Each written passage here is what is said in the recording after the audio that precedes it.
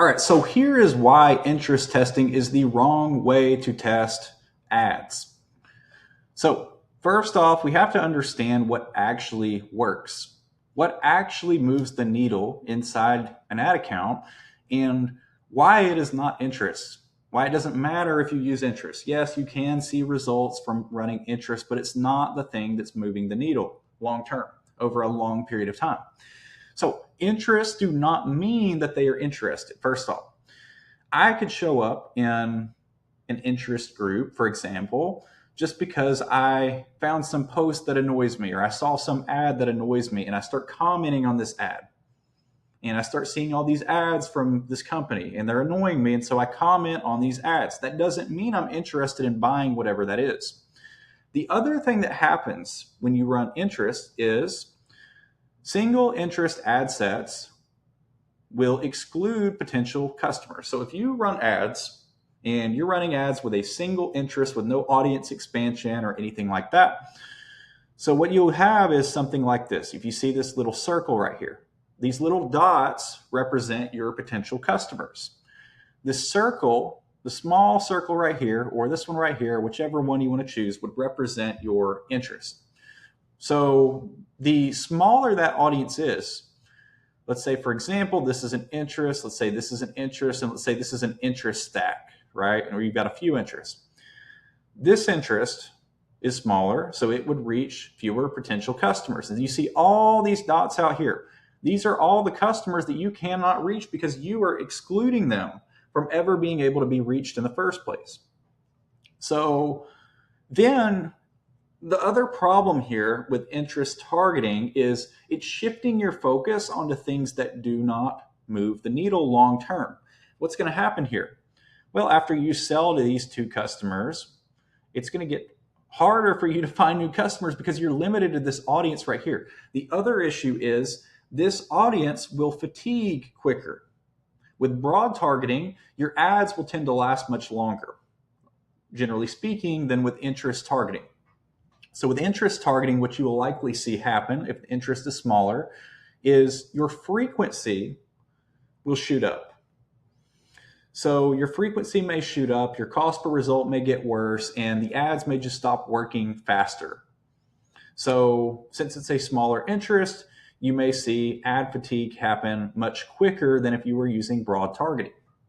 So let's say right here, this big circle right here is an interest stack. This is a stack of interest. That's a little better, but you're still excluding all of these people out here that you could potentially reach.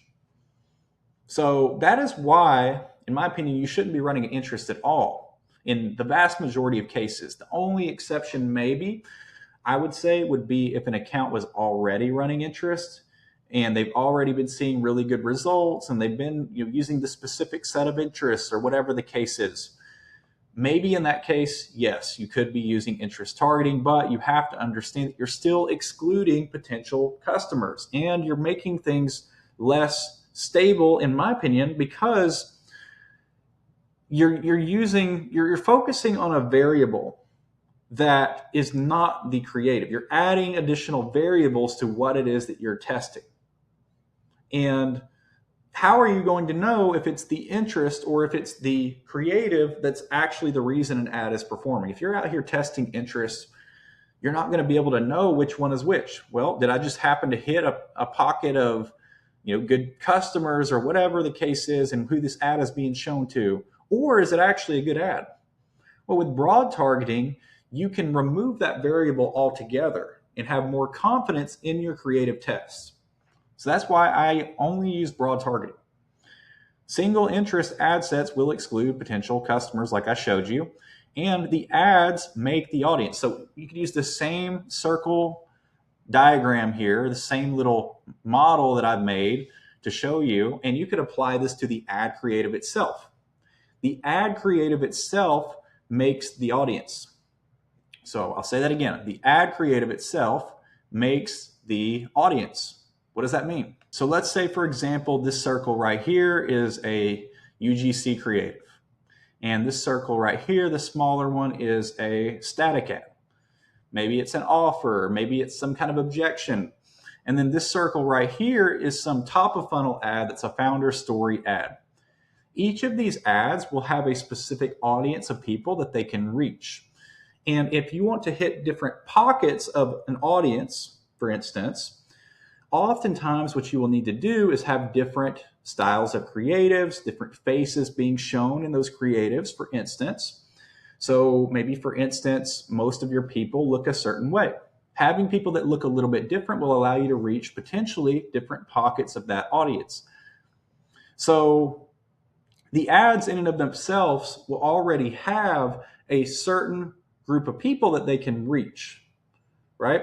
And so if you want to reach new people, one of the ways you can do that is to make new ads with different faces or to make different styles of creatives if you want to try to reach new people. But generally speaking, different faces is a great way to do that.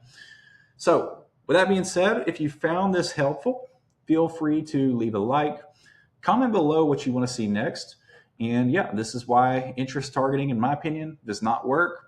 No financial claims being made here. This is all based on my opinion, but that is why I don't like testing interest. And I focus all of my attention on the creatives themselves, because then that eliminates one of the variables, allows us to have more confidence in our results, and allows us to reach essentially the entire group of customers that we could potentially reach and just focus on making better ads and get more stable and more consistent results over time. So yeah, that's it for this one. If you found it helpful, let me know in the comments below and let me know what you want to see next.